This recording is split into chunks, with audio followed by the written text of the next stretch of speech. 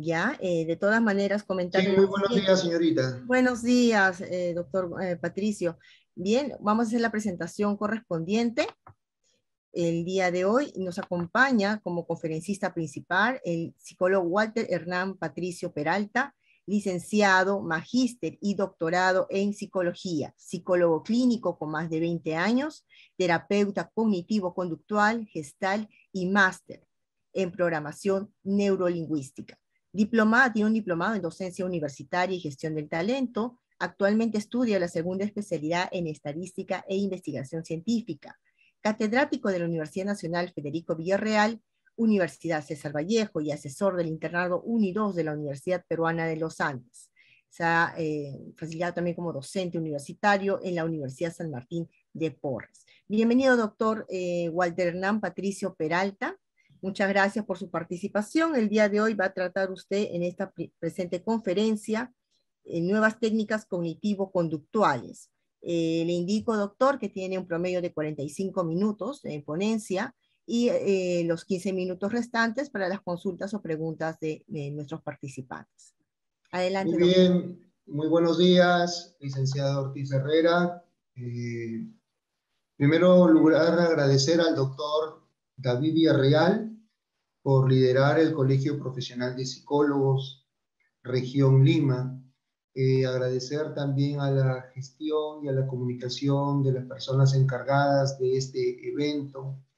Y bueno, a todos los que están acá comprometidos en la psicología por querer un nuevo despertar y nuevas formas para poder aplicar.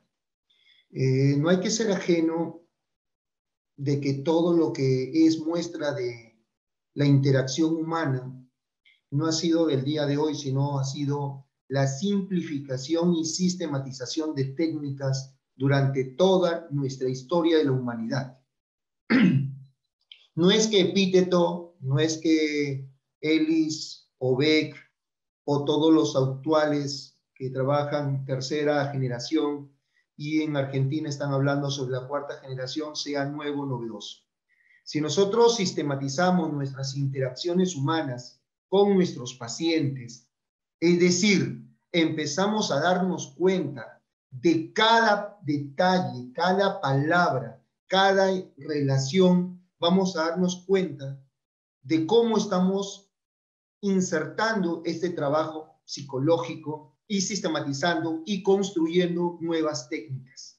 Día a día, les invitaría a cada uno de los colegas que te des cuenta cuántas técnicas has creado día a día y en cada momento. El tema que sucede acá en Perú es que no podemos redactarlas ni escribirlas porque cada vez que observamos una nueva creación, nos remitimos al extranjero para poder decir, esta es la nueva técnica. Pero hay muchas técnicas que nosotros hemos fortalecido y nos hemos dado cuenta que genera bastante efecto en nuestros pacientes, en las personas con las que estamos trabajando. Voy a compartirles un material parte de los PPT que nos facilita el Colegio de Psicólogos para mostrarles.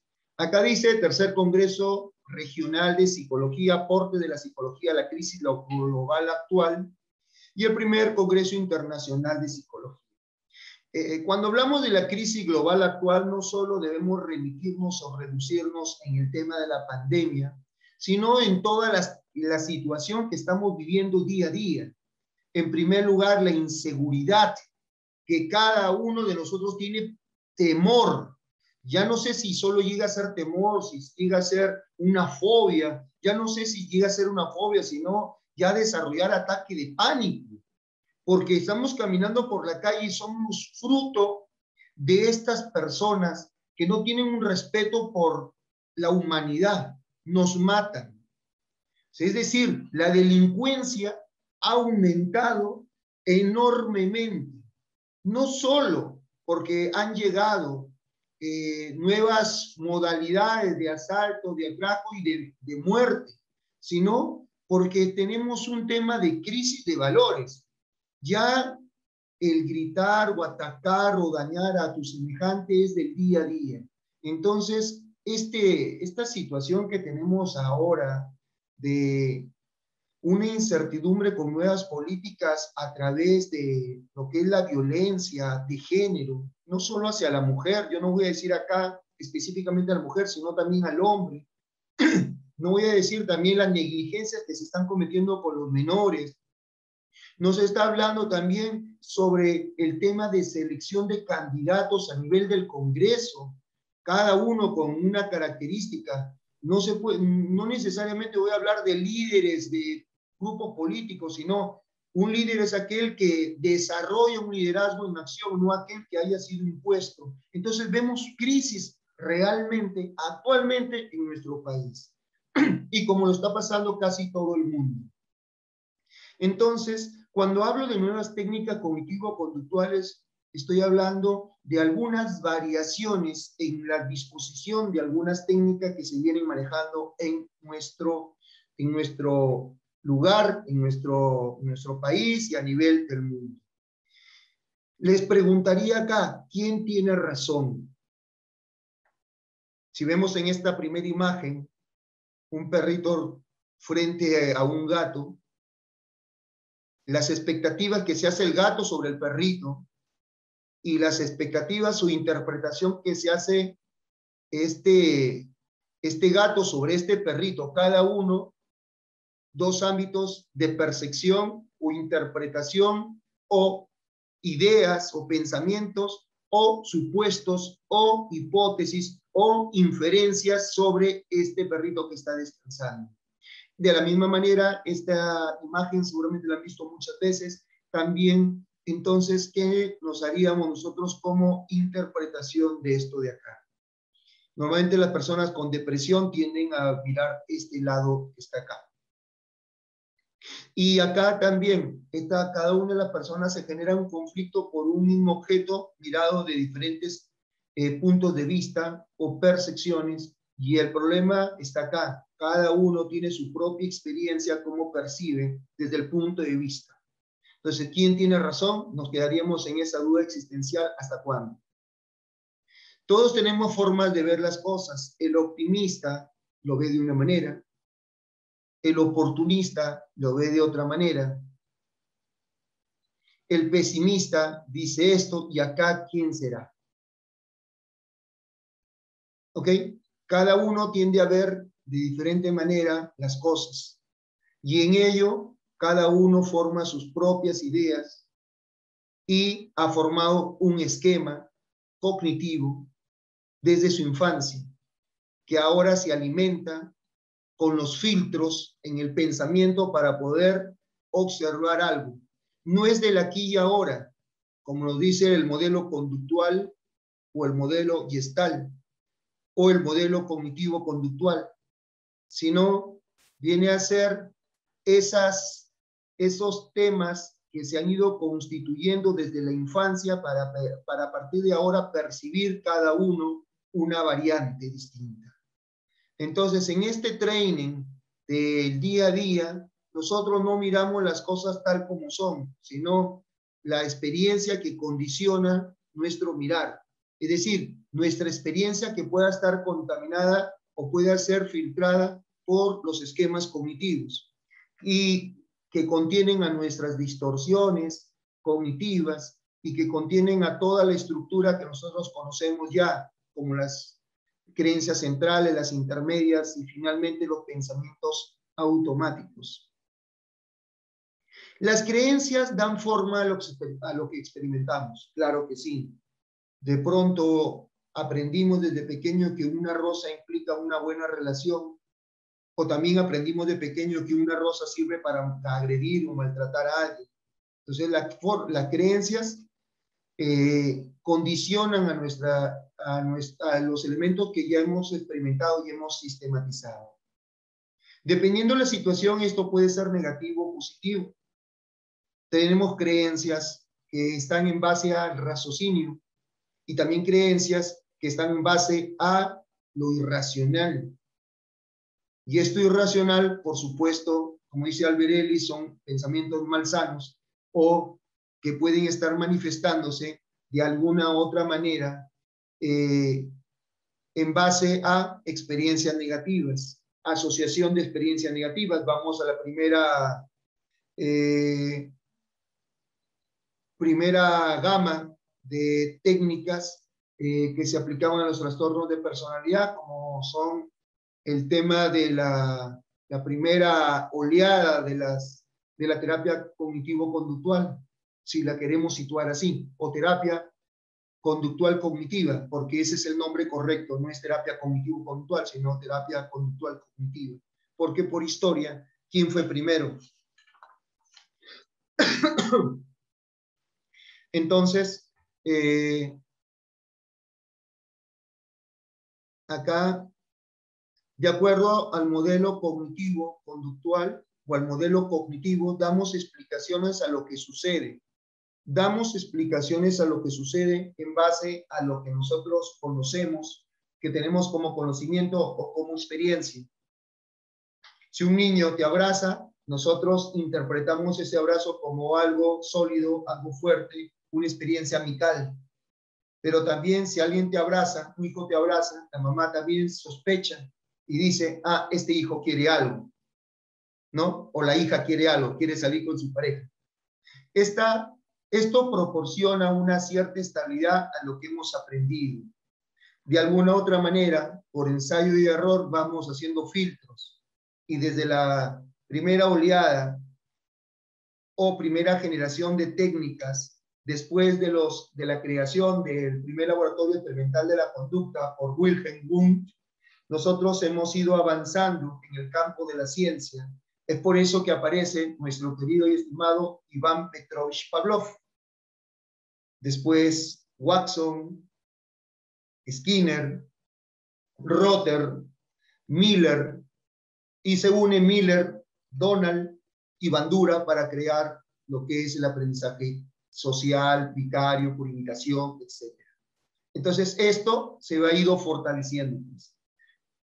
Entonces, el problema sucede cuando estos pensamientos son inflexibles. ¿Cuándo son inflexibles? Es por eso que una de las intervenciones que ya se está en muchas tesis de maestría y doctorado, se está trabajando sobre los pensamientos rumiativos, se está trabajando sobre la flexibilidad cognitiva. Hablamos sobre los esquemas cognitivos, pero hay un tema muy importante. En el fondo de todo ello hay el tema de los pensamientos que son inflexibles. Y esto ha ido formándose desde la infancia. Es una persona que es flexible, que revisa, que analiza y que después se obtiene una conclusión. Empíricamente le llamamos reflexión. Y en el ámbito de la psicología le llamamos una persona que tiene la capacidad de analizar, ¿ok? Pero analiza de manera objetiva. Pero las personas que son inflexibles son las que usualmente las tenemos como pacientes o que están conviviendo con nosotros sin necesidad de ir a un terapeuta. Entonces, o no se acomodan a las situaciones nuevas, los procesos adaptativos que se presentan como dificultades. Por ejemplo, acá vemos una pequeña imagen. Si termino con él, voy a estar sola y sin nadie. ¿Qué dirán mis amigas? Por ende, acepto lo que la otra parte o lo que me está ofreciendo esa persona para sentirme en compañía. ¿Qué se necesita para hacer terapia cognitivo-conductual? Acá hay algunos autores. Primero, el compromiso del modelo cognitivo. Si tú ya has estudiado tu segunda especialidad o alguna formación en cognitivo-conductual o has de repente coqueteado con el modelo cognitivo-conductual con alguna literatura, entonces la comprensión del modelo cognitivo implica que el paciente debe poder entender los fundamentos que sostienen el modelo cognitivo. Entonces, siempre lo hacemos. Un experto en cognitivo-conductual sabe que la primera técnica que se utiliza, algunos autores en la técnica de la inoculación frente al estrés o inoculación al estrés, hablan de la educación. Actualmente le llamamos ya psicoeducación. Ante cualquier tipo de problema psicológico, siempre damos lo primero, que es la psicoeducación. Por ejemplo, reconocer la influencia de pensamientos en sus experiencias emocionales, respuestas conductuales. ¿Por qué nos hace esto tradicional, doctor Walter Patricio? ¿Saben por qué? Porque necesito que haya un entendimiento para después lo que les voy a decir. Sé que ya me queda 30 minutos aproximadamente, así que voy a ir avanzando un poquito más rápido. Los hombres no se perturban por las cosas, sino por cómo las toman. Entonces, si una persona, el éxito de la terapia, y acá les digo por qué empecé diciendo de que muchos de nosotros ya hemos creado técnicas y no nos estamos dando cuenta. ¿Por qué? Porque el entender esta frase ya nos lleva a nosotros usar diferentes métodos, usar diferentes técnicas o estrategias para que la persona se dé cuenta de esa relación. Y cuando la persona empieza a darse cuenta, entiende cómo, por qué funciono así, y dos, qué es lo que me vas a enseñar. Entonces, y me sitúas dónde está el problema mío, el que me está llevando a tener estos efectos o estas consecuencias. Por eso que les digo, nosotros estamos haciendo terapia día a día, tu mamá hace terapia, tu papá te hace terapia, pero lo que tenemos los psicólogos es que le damos el soporte científico y justificado. De todas las escuelas psicológicas que tenemos, la que está más orillada, lineada, sustentada a nivel de investigación científica es la terapia cognitiva conductual, ¿ok? Independientemente, yo soy gestático, tengo un máster internacional en programación neurolingüística, pero debo dar crédito a la terapia cognitivo-conductual, de la cual también soy terapeuta cognitivo-conductual, que es la que más se alinea a las investigaciones científicas y es la que muchas veces nos da mucho rigor en el tema de la sustentación de una tesis, o una tesis individual, ojo, es decir, un estudio de caso. Entonces, continúo acá. Me he centrado, no he hablado sobre A, B, C, solo me estoy centrando en el tema de la discusión en el modelo cognitivo-conductual. Eso lo dice Vallejo y Comeche en el año 2012. ¿Qué aspecto? ¿Qué parte discutimos? Porque esto no lo dicen, no lo ventilan. Es como algo oculto, secreto, guardado por muchos especialistas en cognitivo-conductual. Como que el decirlo, uy, me voy a quedar desnutrido. No, el ventilarlo, el capacitar, el proporcionar, viene a ser herramientas que te hacen a ti diferente a los demás. Entonces, facilitémoslos. Análisis de la evidencia empírica que sostiene una creencia. Acá está la parte de la terapia, los debates socráticos, el debate pragmático, el debate empírico, el debate lógico. Acá se sustenta la evidencia empírica. ¿Qué es la evidencia empírica? Lo real. ¿Este es un celular? Sí, ok, este es un celular. ¿Este es un lapicero? Sí, este es un lapicero. Entonces, ¿qué sostiene una creencia? Discutimos la evidencia empírica. Exploración de respuestas alternativas más de las opciones que nosotros podemos revisar. Revisión de las palabras con las que describen las situaciones. Algunas palabras tienen un contenido mágico, o muy amplio, o independiente, o es individual. Por eso es importante poder, esas palabras que nosotros le asignamos un contenido o una significación, es importante ver cuál es la semántica que mantiene esa palabra. Anticipación imaginaria de las consecuencias. Parte de una técnica y parte del debate, pues ahí nos permite hacer un role-playing o un rol o un monodrama, si queremos nosotros trabajar esta forma de anticipación imaginaria. Es decir, yo me sitúo en el escenario y evalúo si es que cómo se da el curso. Si es que, doctor, si a mis amigos les digo que no quiero ir, ellos me van no sé, va a ser lo peor. Ok, entonces vamos a imaginar cómo sería para que tú sepas lo que va a haber. Es un tipo de anticipación a una técnica de la exposición en vivo. Y la retribución causal, que no necesariamente todas las situaciones se deben a uno. El uso del regulatorio del lenguaje es muy importante porque acá está de base las autoinstrucciones como técnicas conocidas ya. En la actualidad existen distintos modelos de terapia que se denominan cognitivos. ¿Eso quién lo dice? Fernández Álvarez en el año 2009. ¿Cómo sí, doctor? Diferentes modelos que se denominan cognitivos. Ah, ok. En las últimas décadas han ido surgiendo un novedoso conjunto de modelos dentro de la orientación cognitivo-conductual. Esto lo dice Corman en el año 2010.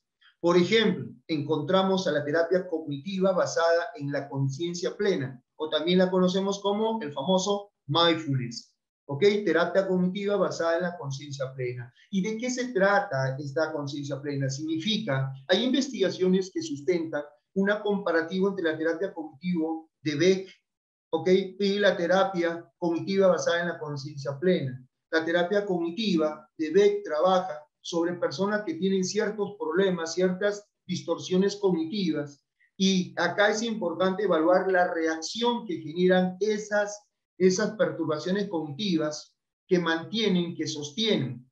Entonces, y que a la larga, trabajando con la terapia cognitiva de Beck, algunas investigaciones sitúan, no todas, ojo, que después la persona, frente a cierto tipo de asociación que aún no se ha extirpado, se ha eliminado, se ha disminuido en la persona, ¿ok?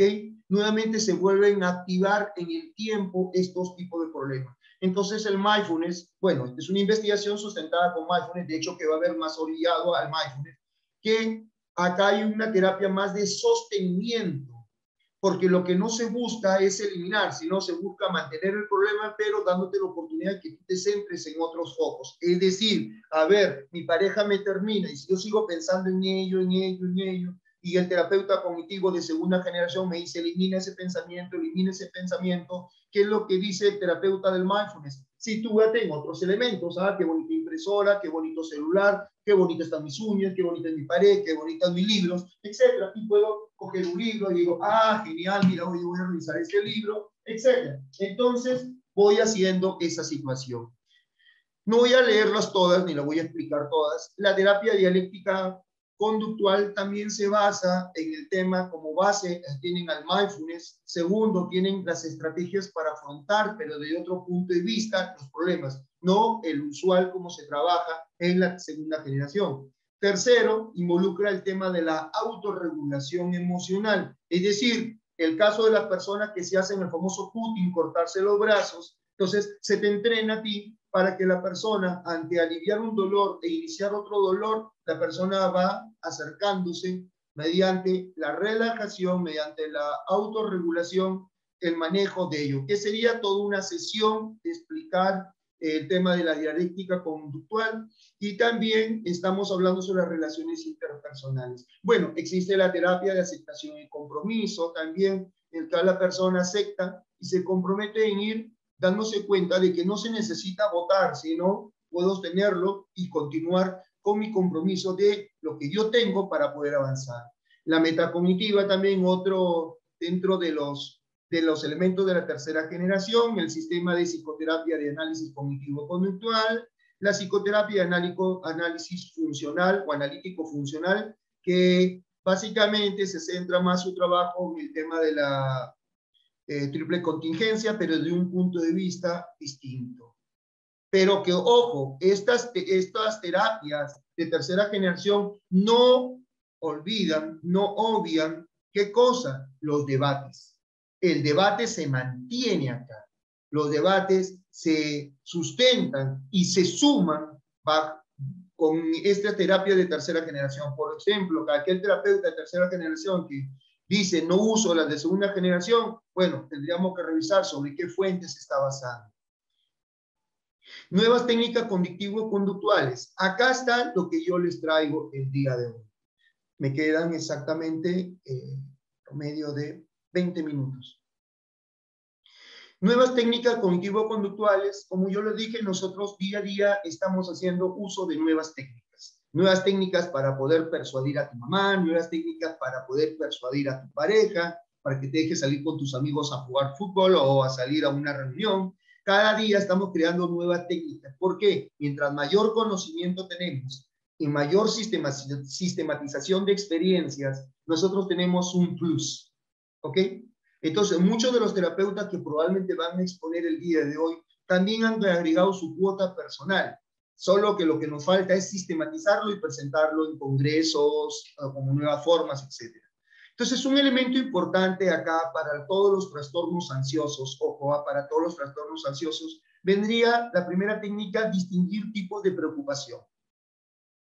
Distinguir tipos de preocupación. Entre ellos, los problemas actuales, como el problema existente y diferenciarlo de las situaciones hipotéticas o problemas que no existen. Por ejemplo, yo en este momento se malogra mi celular. Bueno, es una preocupación, ¿cierto? Es un problema actual sobre el cual tengo que buscar qué cosa hacer. Estoy preocupado, pero la técnica no solo te ayuda a decir que, en diferenciar las dos preocupaciones, sino en decir qué es lo que voy a hacer, llevarlo al técnico. El técnico lo arreglará o en todo caso me invitará a que me compre otro celular más moderno o otro celular diferente. ¿Ok? Entonces, primero entrenar a nuestro paciente a distinguir los tipos de preocupaciones. Las personas que pasan con trastornos ansiosos o están dentro de los trastornos afectivos, algunos depresivos también, confunden entre un problema actual, entre una situación hipotética, un problema que no existe. Como por ejemplo, un problema que no existe es, de repente el avión se cae, o doctor, tengo una preocupación porque tengo miedo de tener cáncer. Como yo como tantas hamburguesas, tengo miedo de tener cáncer. Y eso me preocupa, doctor, y no puedo sacarlo de mi cabeza. ¿Es un problema actual? ¿Te has hecho exámenes? Sí, no hay nada. Está bien, si no hay nada, entonces podemos llevar a cabo un programa de prevención sin llegar a la exageración. Entonces, y finalmente, las personas que tienen los trastornos ansiosos siempre se los ubica en las situaciones hipotéticas que no existen. Y uno de los puntos importantes para ellos es el trabajo de que una preocupación, si es que se da, debe existir en un tiempo determinado. No puede extenderse. Y esta preocupación hay que resolverla. ¿Ok? Y si no se encuentra con situaciones que se pueden resolver, buscar otros caminos de trabajo. Entonces, ¿cómo funciona esto? ¿Qué se espera con esta técnica? Que hay temas de preocupación recurrentes. Encontramos que hay personas que siempre están preocupadas. Ay, ¿qué pasará con mis hijas? ¿Qué sucederá? ¿Dónde estará? ¿Por qué no llega del colegio? Se ha demorado una hora. Todavía no regresa a la universidad. Ay, mi hija no me ha venido a visitar esta semana. Ella está casada con 5 hijos. Si no viene a visitarla, la mamá estaría preocupada por su hija. Una cadena de preocupaciones puede durar desde unos minutos hasta horas. Pregunto yo, cuando tú estás fuera de tu casa o en tu casa, la mamá esperando a su hija que no regresa del colegio y está preocupada, se pasa 1 hora, 2 horas, 3 horas, se exterminó las uñas, por ejemplo, porque tanta preocupación por su hija. Cuando realmente llega y le dice, mamá, ¿por qué te preocupas? Me fui con mis amigos en un trabajo, pero debes comunicar, debe tal cosa, etc. Entonces, acá el de la hija que se ha ido, que no llega a casa, es una preocupación, es un problema actual o una situación hipotética. Es una situación hipotética, ¿ok? La preocupación se refiere a eventos futuros. Las preocupaciones se refieren a eventos futuros. Estas preocupaciones pueden implicar desde problema actual como atender a una situación hipotética. No se debe alentar que el cliente escoja una opción, sino que debata o que éste debe de arriesgarse a tomar una decisión aunque no esté seguro. ¿Ok? Entonces, esta técnica nos permite a nosotros decirle a la señora, a ver, usted va a tener que llevarse este listado, esta hojita, va a colocar acá la fecha, va a colocar la preocupación, está bien, doctor, acá va a colocar lo siguiente, ¿cuántas horas le dura esta preocupación? Y acá vamos a poner del nivel 1 al 10, qué nivel de preocupación tiene.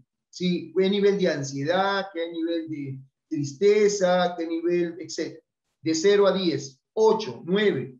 Y acá vamos a colocar, después de haber hecho todo eso, usted va a diferenciar entre un problema actual o un problema hipotético. Un problema que no existe. ¿Ok? Recuerde que una hipótesis viene a ser un pensamiento. Una hipótesis viene a ser un pensamiento, una hipótesis viene a ser un supuesto, una inferencia, ¿ok? Una idea que usted cree que es, pero sin que haya tenido el proceso de validez de esa hipótesis, es decir, la verificación de que si es o no cierto es. Por ejemplo, una mujer, un hombre, se pasaba horas de horas en observar que su esposa tenía acá un moretón. Entonces él estaba en su cuarto pensando quién ese chupetón, quién lo habrá hecho, etc. Entonces le pregunta a la esposa, él se hace muchas hipótesis de muchas situaciones. La esposa le dice, lo que pasa, mi amor, es que cuando estaba en el consultorio saqué mi cabeza y me cayó la ventana en el cuello, me hizo esto. Ah, está bien, mi amor. Listo. Se acabó la preocupación, la situación hipotética. Esta es una primera técnica. La segunda técnica es reconocimiento de la incertidumbre y exposición conductual. Reconocimiento de la incertidumbre y exposición conductual.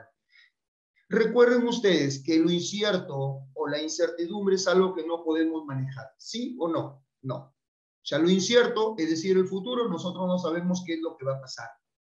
¿Está bien? Pero lo que sí podemos saber es, o lo que sí podemos trabajar es la tolerancia a la incertidumbre.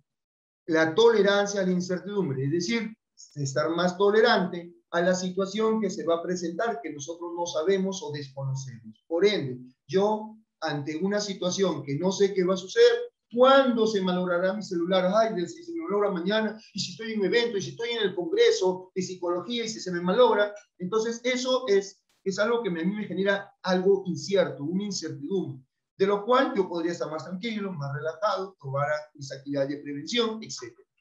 Entonces vamos a dar lectura en qué consiste, dar explicaciones y analogías sobre la incertidumbre. Por ejemplo, el terapeuta le dice al paciente, la incertidumbre será cuando el resultado es incierto. No sabemos qué puede suceder. Preguntará al cliente, ¿qué hace en situaciones en las que hay incertidumbre? No, incertidumbre, no sé lo que hice, si estuvo bien. O sea, no sé si lo que hice estuvo bien. Respuesta conductual, le pregunto a los demás si estuvo bien o no. Esto, por ejemplo, hace mantener cada vez más reforzante este pensamiento o esta idea de lo incierto o la incertidumbre. O sea, son cosas que nosotros tenemos que eliminar. Se profundiza y se busca más respuestas conductuales que reduzcan la incertidumbre.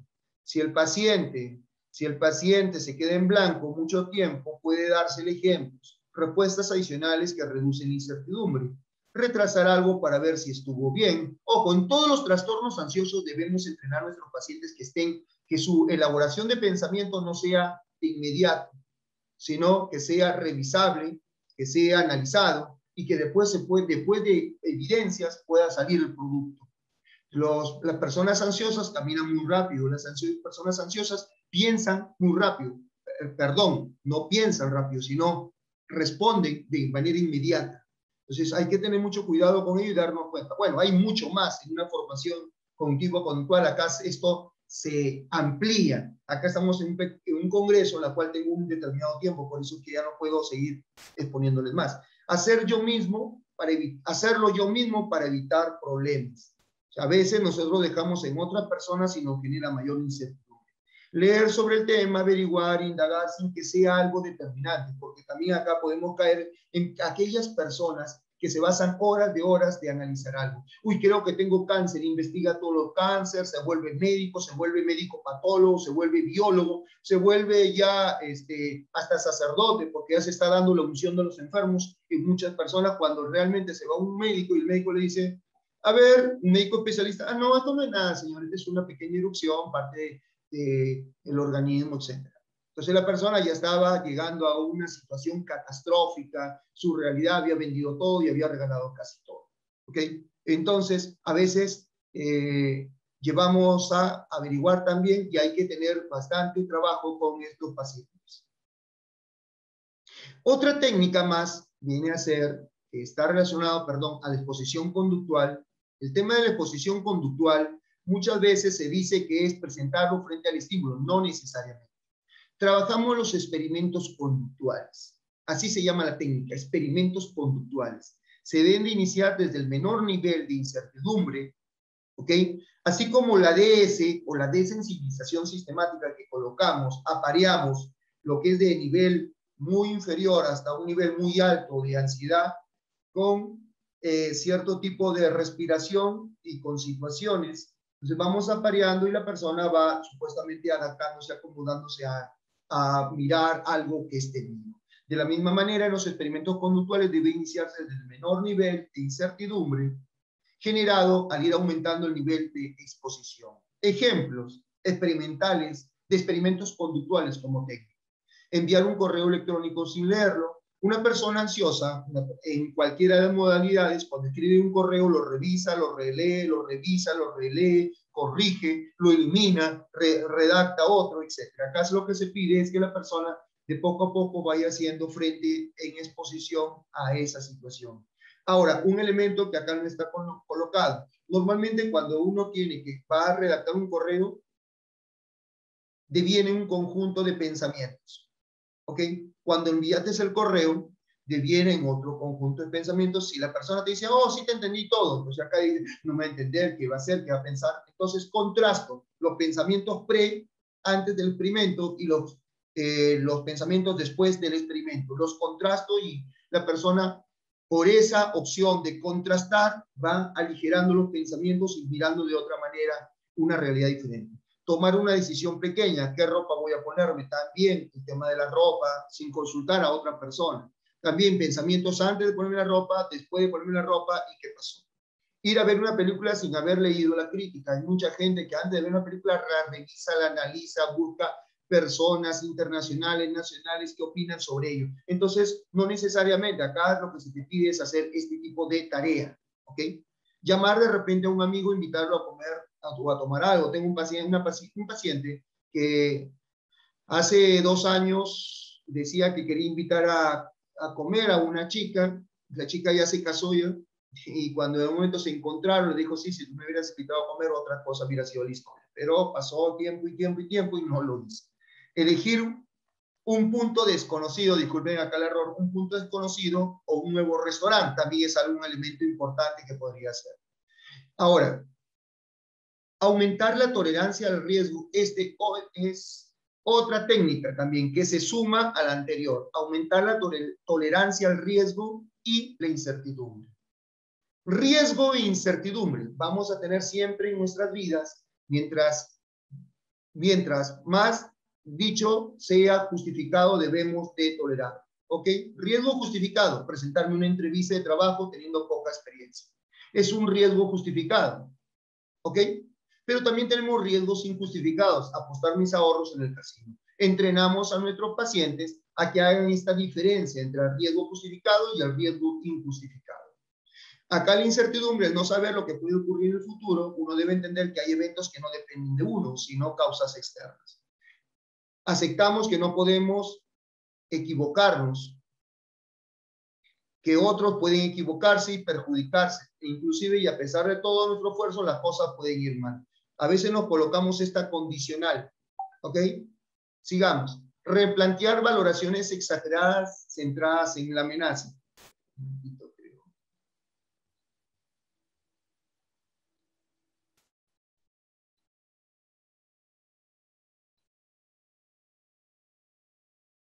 Ya, sigamos. Entonces, replantear valoraciones exageradas centradas en la amenaza. Ojo, otra técnica más. No todas las situaciones son amenazas. En primer lugar, nosotros debatimos esta palabra con el paciente. Debemos trabajar con los pacientes el evitar que estos tiendan a suprimir información congruente con sus pensamientos distorsionados. El paciente, también un elemento importante, suprime algunas cosas que generan una conclusión del pensamiento. Por ejemplo, paciente va al médico y le indica que no tiene nada. Sin embargo, lejos de hacer caso al doctor, persiste en sus pensamientos buscando una segunda y una tercera opinión sin quedar satisfecho. ¿Ok? Entonces, acá nosotros debemos generar que el paciente pueda tener congruencia, que sea congruente con lo que está diciendo. El paciente con ansiedad tiende a filtrar toda la información que les indique algo que es peligroso y desestimar algo que se refiere de que hay un cierto nivel de seguridad. ¿Qué hace el paciente? Se centra en lo malo y deja lo bueno. O sea, hace un filtro. Lo que me conviene, lo que está más cercano al problema es lo que yo me centro, pero dejo de la alta probabilidad que ha dicho el médico que no va a tener, que no tiene nada, que hay alta probabilidad que no tenga nada, pero él dice no, pero no me ha dicho completamente probabilidad, por lo tanto la probabilidad hay mayor y menor, y por lo tanto si hay menor es que hay un problema, el médico no me ha contado todo, y se centra en eso. La mejor valoración es aquella centrada en evidencia objetiva para poder quedar claro. Aumentar los niveles de autoconfianza en los pacientes. La ansiedad requiere de un procesamiento cognitivo de información más lento.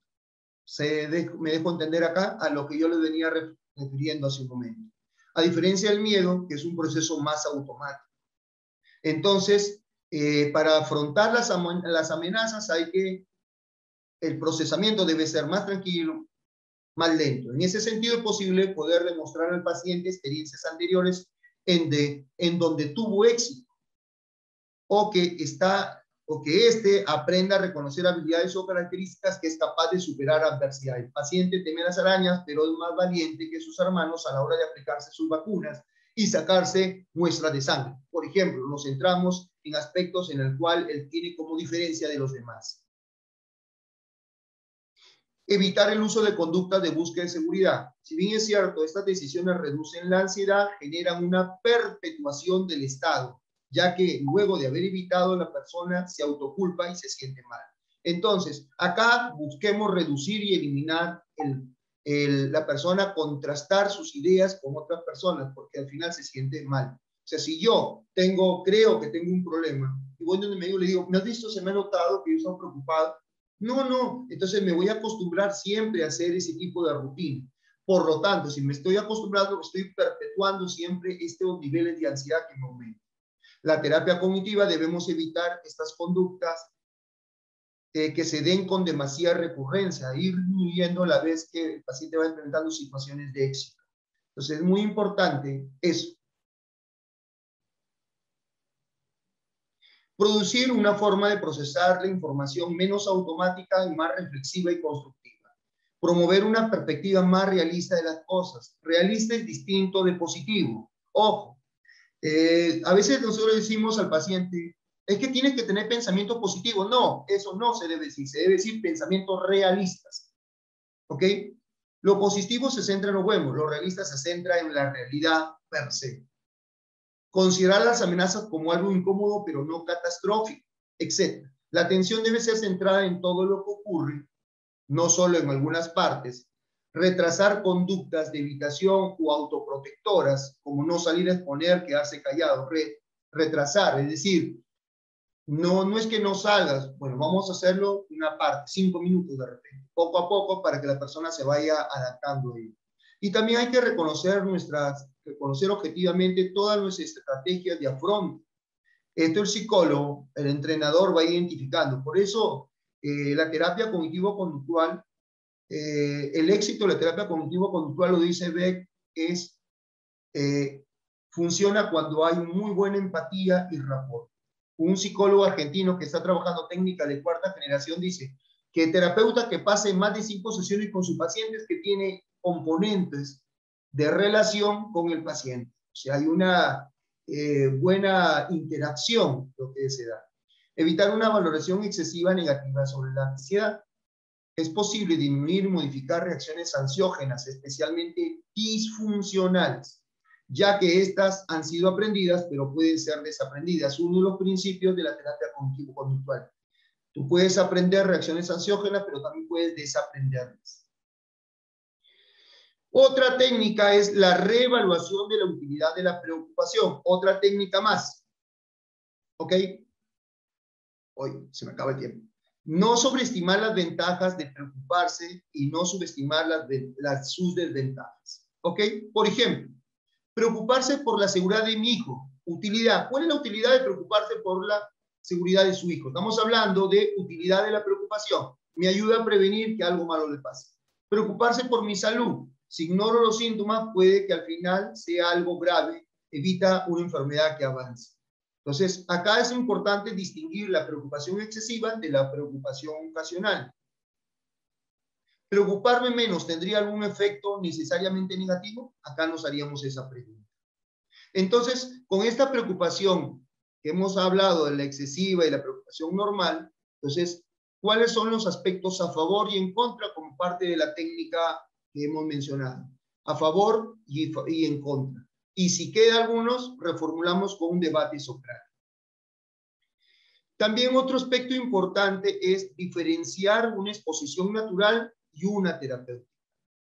Acá, un trabajo natural y un trabajo terapéutico hay diferencias. Y lo que nosotros tenemos que decirle al paciente es cómo funciona Well, porque a veces él dice, no, yo no creo en un psicólogo, ya no creo. Pero acá tú tienes la opción de poder mostrarle algo diferente. Otra técnica es el tema de la exposición, el tema de la evitación y el tema de la respuesta. Acá, por ejemplo, lo que nosotros hacemos es darle una explicación entre el estímulo y la respuesta y cómo se va manteniendo también ese tipo de respuesta. Por ejemplo, un perro corriendo de mi padre está reforzando la conducta y hace que cada vez se quede más fortalecido. La curva del valiente, para el caso de los niños, también una técnica nueva para poder ir enfrentando esas situaciones temidas. Bueno, acá vemos la experiencia pasada donde hubo un afrontamiento exitoso, le revisamos, hacemos que el niño trate de recordar experiencias de afrontamiento exitosas para ponerlas en prácticas en una situación que le haya salido airoso. Bueno, análisis, otra técnica que es el costo y beneficio, que es una técnica antigua también que nos permite identificar y comparar cuánto un pensamiento me genera costos y cuánto ese pensamiento me genera beneficios, o cómo sería si cambiase ese pensamiento, cómo podría generarse costos y beneficios. Bueno, los experimentos, acá el experimento conductual aplicado a un trabajo bonito. Por ejemplo, separamos experimento 1, experimento 2, se llaman experimentos, ¿ok? Hasta el 11, en un caso con depresión. Acá el compromiso, la introducción, le dije el experimento 1. Problema, el paciente cree que su depresión es una enfermedad, duda que un tratamiento psicológico puede alcanzar o tener algo que ofrecerle, por lo tanto, una terapia psicológica no me puede ayudar, dice eso. Perspectiva alternativa, quizá valga la pena. El experimento se le pide que haga una valoración de 0 a 10, después acá se le pide que al paciente, que el terapeuta que le haga preguntas de cómo se ha ido involucrando en este tipo de tratamiento, los resultados, si se enfoca en el problema actual, si logra redireccionar su atención en otros temas que son importantes. Por ejemplo, reducción del estado de ánimo, del ánimo bajo, perdón. Entonces, la persona va a reflexionar. El paciente pudo observar los resultados de este experimento y encajaban con su círculo vicioso en donde se enfocaba en sus problemas, lo hacía sentir peor. Entonces, si yo me enfoco en esto, me siento mal. Si me enfoco en otros aspectos, voy a estar sintiéndome mejor. Entonces, acá hay una unión entre la terapia cognitivo-conductual y la de Ellis con el tema del mindfulness. Acá vemos otro segundo, revisión de la percepción sobre la actividad. De la misma manera, no estoy haciendo nada. Entonces se trabaja con esto, una programación de actividades diarias y además en todos los pacientes depresivos hay que trabajar lo que es la higiene del sueño, que es otra técnica que se trabaja también en las técnicas de tercera generación. Otro elemento, el experimento del oso blanco, gestionar la paradoja del control. Más esfuerzo mental en tratar de controlar el pensamiento, que no se presente el pensamiento, que no se presente, anularlo, bloquearlo, etcétera, reemplazarlo. Menor control mental, porque va a seguir apareciendo, va a seguir apareciendo. Entonces, el planteamiento que se hace es adoptar un control efectivo, menor efectividad, autocriticarse, compulsiones, buscar la tranquilidad, evitar detener los pensamientos, castigo. Mediano control, autoafirmación positiva, reestructuración cognitiva, reemplazo de pensamiento. Mayor efectividad, mindfulness, exposición imaginal, distracción enfocada. Acá están las técnicas que funcionan en mayor proporción con las de primera, las de segunda y las de tercera generación. Por eso es importante saber cómo te entreno. Te tengo que entrenar en esto, te tengo que entrenar en esto y después te entreno con ello. Entonces, porque nosotros vamos trabajando de la mano. Identificar también creencias saludables, otra técnica, y de las creencias improductivas. Creencias poco productivas, no vale la pena, necesito algo. Creencias saludables, aún hay cosas que importan. Puedo valerme por mí mismo, por mi propia cuenta. Bueno, gracias. Ahí están mis datos. Cualquier persona que quiera alguna información pueden anotarlo. Esos números telefónicos son los míos. Tomen la foto porque ya tengo que quitar la imagen. Realmente he tratado de hacer una sistematización muy puntual de algunas técnicas. No he podido presentarle todas por el tiempo, porque es un congreso.